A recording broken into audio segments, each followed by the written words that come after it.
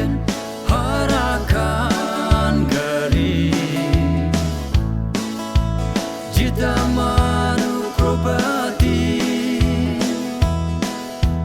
jita makan karne di mapur RCC jita manukan karne politics LAGA note not POISA Nagaland election kile aise POISA LAGA NiSA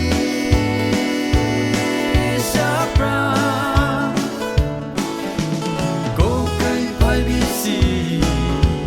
dushman ho jaise aruna bi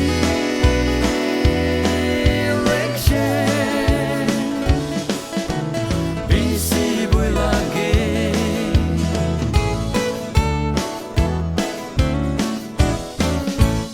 Nagaland election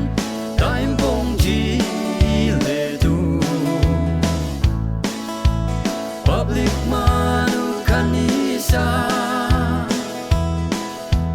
candidate kan hat bara